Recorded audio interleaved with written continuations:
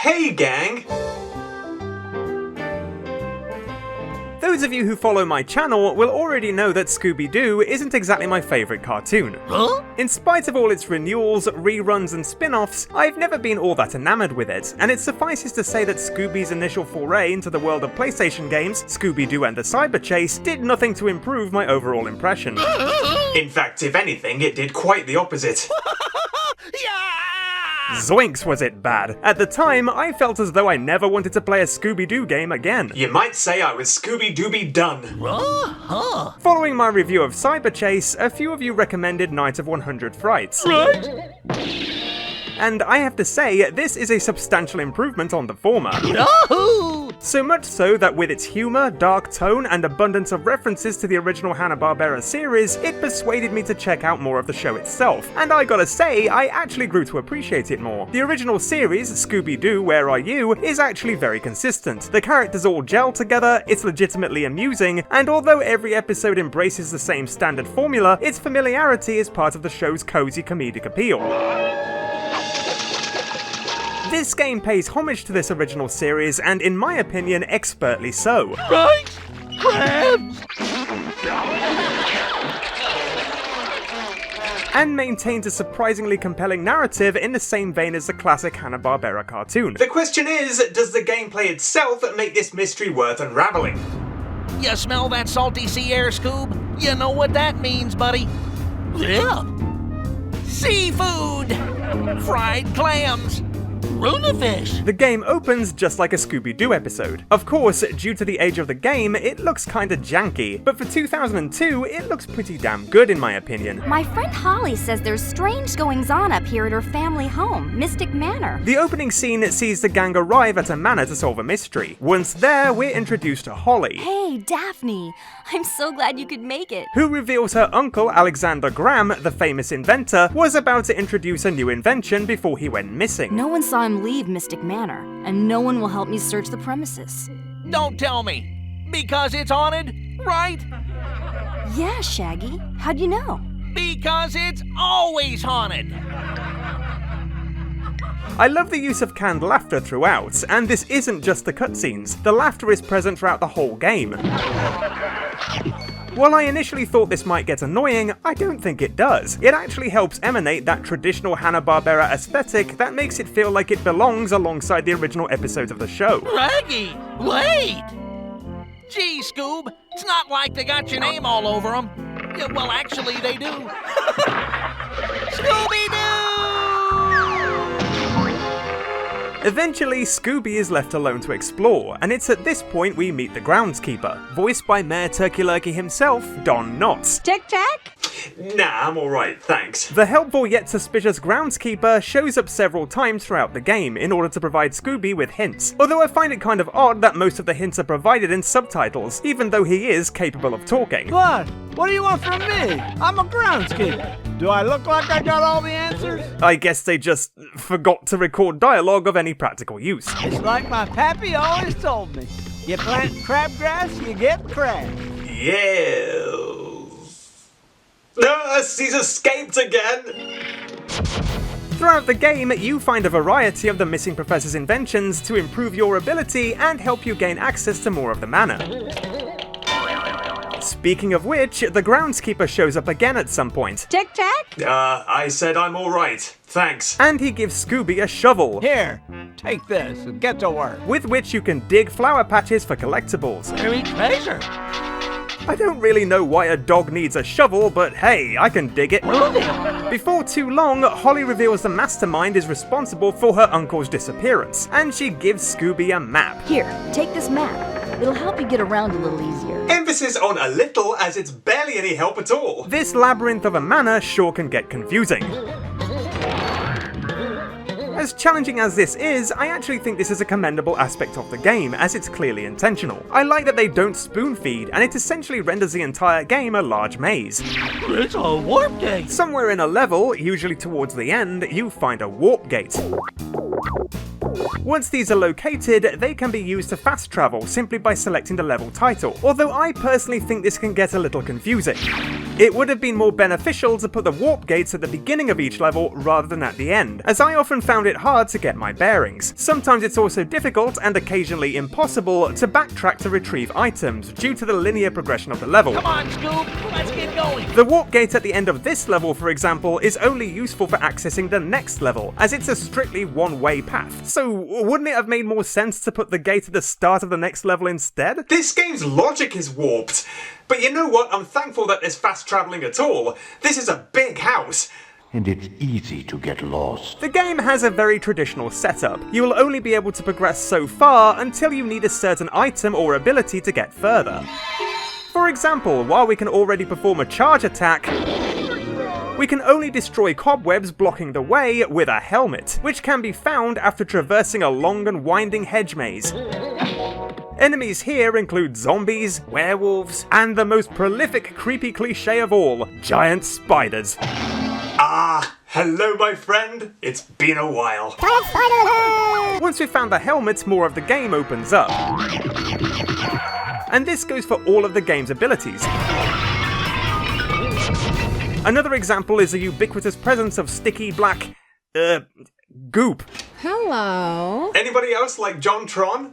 I love that guy. You encounter this goop from the game's outset. It becomes apparent that you need to jump while walking on this stuff, but it's too sticky. So in order to do so, you need... something. We just don't know what yet. I am indeed stuck, in more ways than one. While this is actually a surprisingly well-made game, it isn't as easy as you might expect. In fact, there were a number of times I got very lost. The map isn't the easiest to follow, and it's sometimes very easy to miss a small detail that hinders your progress. There were several points in the game when I knew I needed a particular item or ability to get further, but couldn't figure out what path I was missing. At one point, I kept coming across steep, slippery surfaces and updrafts, and I knew I needed items to overcome these, namely suction cups and an umbrella, but doggone it, was I stumped. Indeed, there were a number of times I simply didn't have a Scooby-Doo. Oh wait, here he is!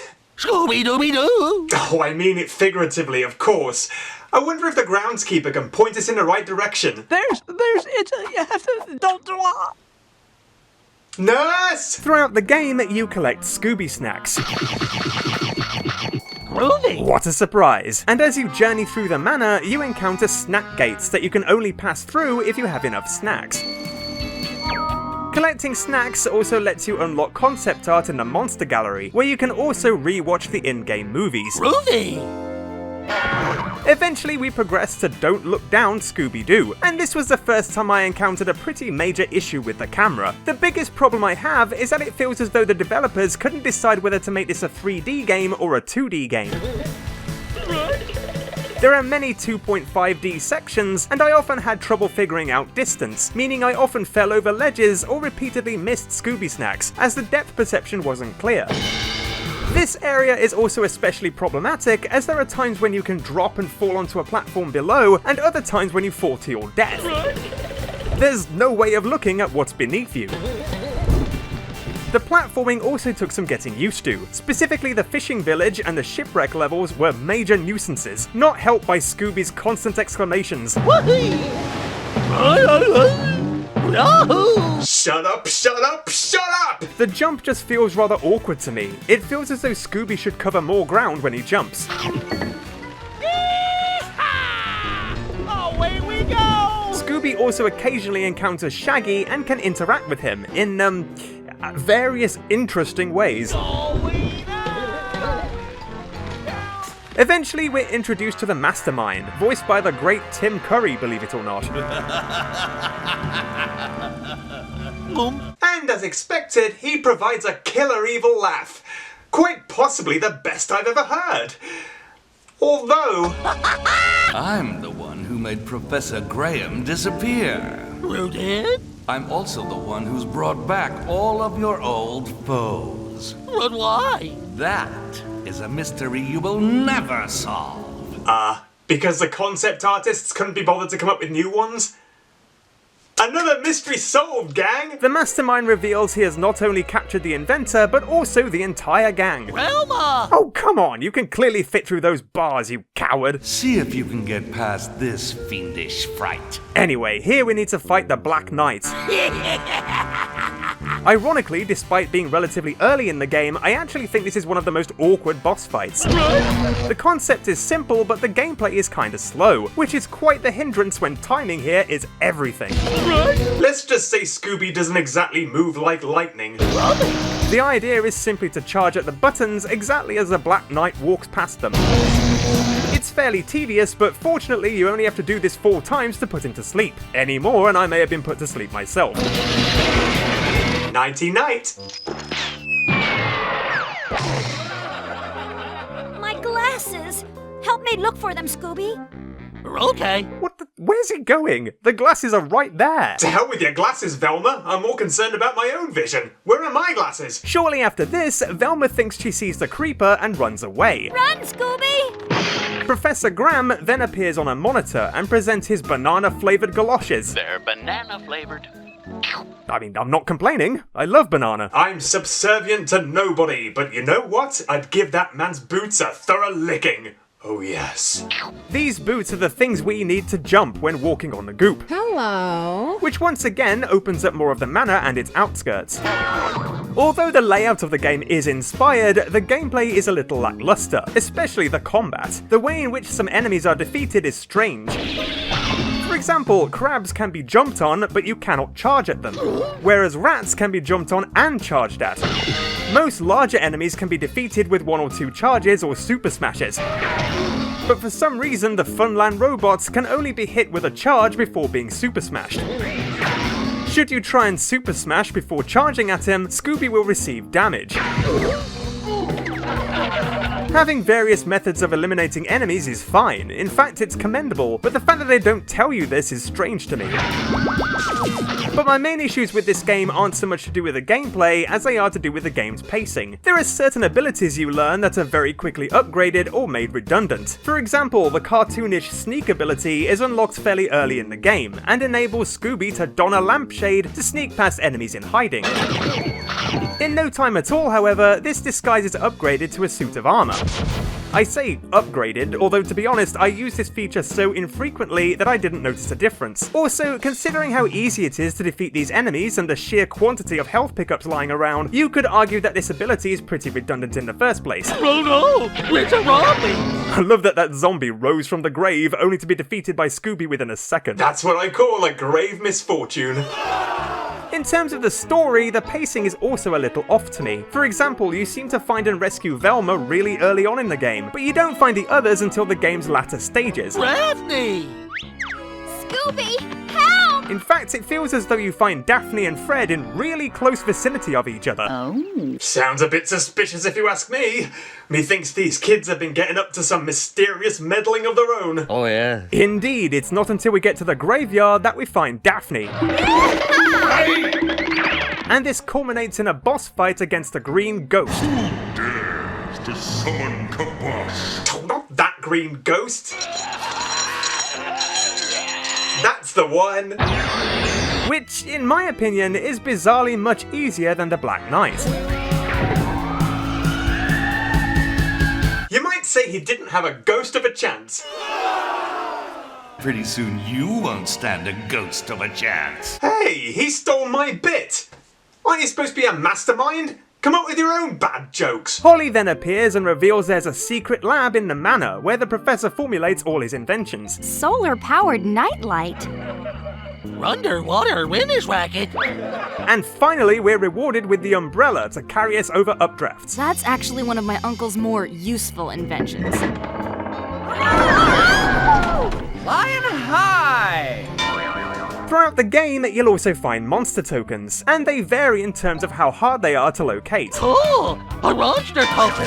Finding a monster token unlocks a biography for that monster in the Monster Gallery, hence the name, providing details of their debut appearance in the show, which is pretty neat. The only token I recall being a challenge to locate was the caveman token. I searched high and low for this one, and I actually think this was really sneaky. There's a really hard to miss life ring that descends onto the pier, and grabbing hold of it elevates Scooby to a higher level. Hopping across the crates then leads to the token. A monster token! I also had difficulty obtaining the zombie token, and spent a long while trying to figure out how to get inside this thing. But it actually turns out I was very stupid here. It took me far too long to realize that one side of this cage is open, meaning you can literally just step inside and grab the token. Really, it was that simple. Honestly, it's always the easiest stuff that confounds me. I'm an idiot. Speaking of the difficulty, it's wildly inconsistent. I'd say my least favourite level of the game was Aghast by the Mast. This is horrendous. You're constantly slipping and sliding, and it's such a chore trying to climb the steep wreckage with all the enemies. The health pickups they drop fall through the boat, so you can't retrieve them, and there were even times I seemed to die for no reason. Really, I'm all at sea as to what killed me here. I'm not kidding, this shipwreck of a level sinks an otherwise decent game. I guess this makes you a sea dog, doesn't it, Scooby? Well, Eventually we find Fred. At which moment the Mastermind pits us against the ghost of Redbeard the Pirate. This fight sees us having to lure Redbeard's swords into the ropes to cause a treasure chest to fall, which he's conveniently standing directly under for no reason. really? We've seen this boss fight template a number of times now, and it never gets any less stupid. There's really no reason for the large object above him to be there, or why he can't just, move 3 steps to the side. If you could scooch to the side. Anyway, shortly after this, we free Fred. There's something on your glasses. The creeper ×2. Now this is a clue. We're then introduced to the gum invention, also known as Professor Graham's Tricky Sticky Gum Doohickey. Yeah, I'm not saying that. That name blows. Bubbles! Contrary to what I was thinking, you cannot blow bubbles with this. Instead, you can spit gum at enemies to temporarily stick them in place, which is kinda gross actually. With the enemies secured, you can jump on them to reach higher ground. And you need to collect these pink bubblegum packs to replenish them. However, it's not long before you also unlock the soap bubble invention. Like the gum, this secures enemies in place, and can be replenished with blue soap boxes. The biggest difference is that now, the enemies can be secured in mid-air, meaning you can use them to jump higher. Obviously, since this power-up is superior to the former, it kinda renders the gum redundant, and yet you still come across the gum packs as you continue the game. I feel as though the gum should have been introduced earlier in the game, as I barely got a chance to use it at all. Anyway, eventually we get to the super secret lab. Which really isn't as super secret as the name implies, given that it's clearly labelled on the map. Here the difficulty ramps up. We need to endure more horrible platforming to keep ourselves off the electrified floor. Ooh, shocking. And eventually we locate the gang on the other side of a vat of acid. Once we're reunited, Velma realizes that the acid was used for etching, explaining the creeper in her glasses, and has a further revelation that the professor's latest invention, and thus all of the enemies we've encountered, were, Super real holograms. That's right, holograms. Mere illusions. But ones that are sentient and can inflict damage, and are not holographic. Do these guys know what holograms are? It's not too long before we come face to face with the Mastermind. Well, your luck ends here, as well as all 9 of your lives. I think that's cats. I'm not a cat. And defeating him is a pain. The idea is to eliminate the enemies and then hit the buttons on the machine. Brains behind the whole operation. With these buttons activated, the gang can make holograms of themselves appear before the Mastermind to spook him. Then the Mastermind will attack you himself, and you need to charge him into the electric barrier. Once you've done this, the gang can expose him for who he really is. It's that spooky groundskeeper, right? Oh, yeah, that's right. Blame the spooky groundskeeper. It's always the spooky groundskeeper. What do you people have against groundskeepers? Why don't you just say the butler did it?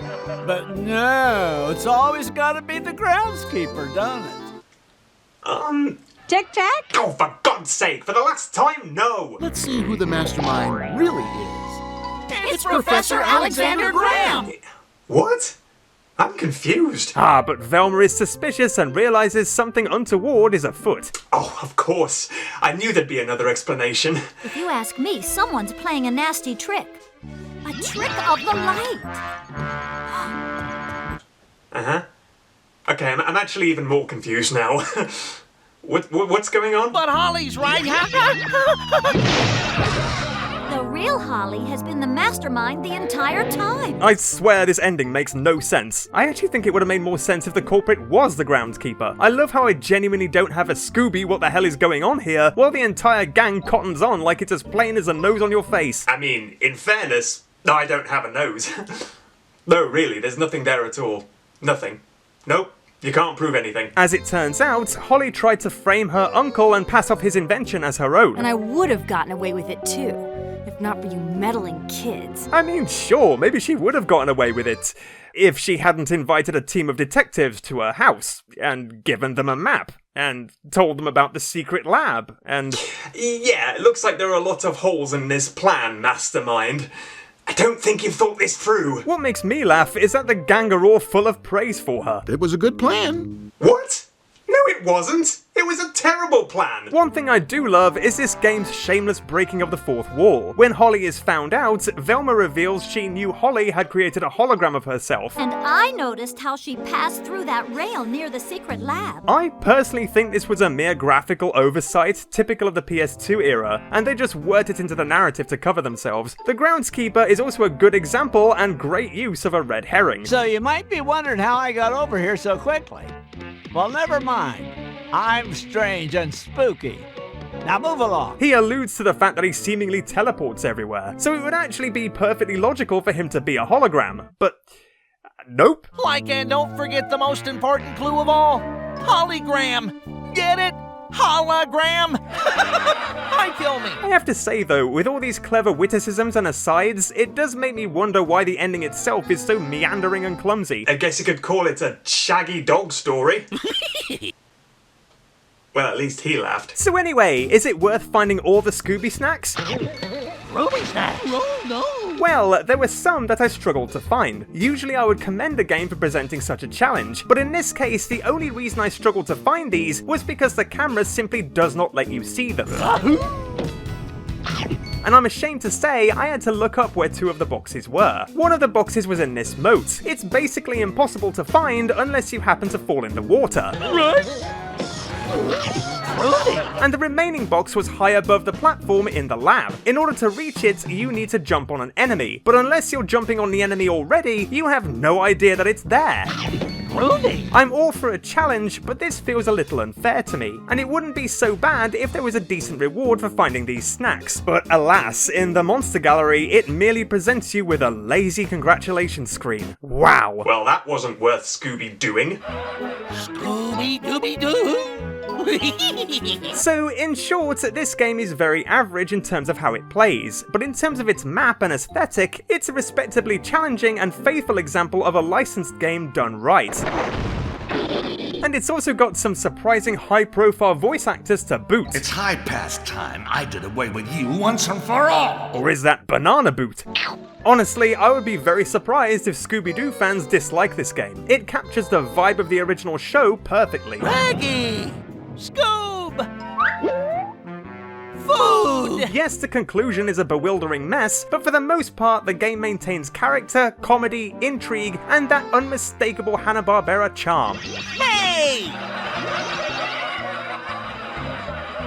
Scooby-Dooby-Doo! Kudos to the developers, this is a Scooby snack worth savouring, and far from frightful. Wouldn't you agree, Scooby? Well. It was a graveyard smash. Hey everyone, thanks so much for watching. I'm actually back sooner than I expected, and I have a bit of a confession to make. This Scooby-Doo is not actually mine. It was actually given to me as a temporary prop by my friend Shanie, who's also one of the people who requested this video. So massive thanks to Shanie, aka Shanie McFanny. She's gonna love me for sharing my nickname for her with you. But yeah, so he's lovely and he's been here for quite some time, considering I was actually initially meant to upload this video around Halloween, believe it or not. I've actually had the recording for this game done since about September, I think it was. So yeah, this has been a long time coming. And this guy's so big that I can barely like fit him on the camera. So yeah, I wasn't sure how to feature him in all honesty, but but I felt compelled to, because, I mean, just look at him.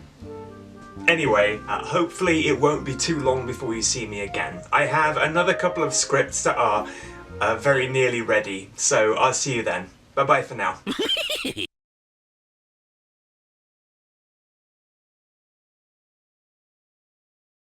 Tic-tac?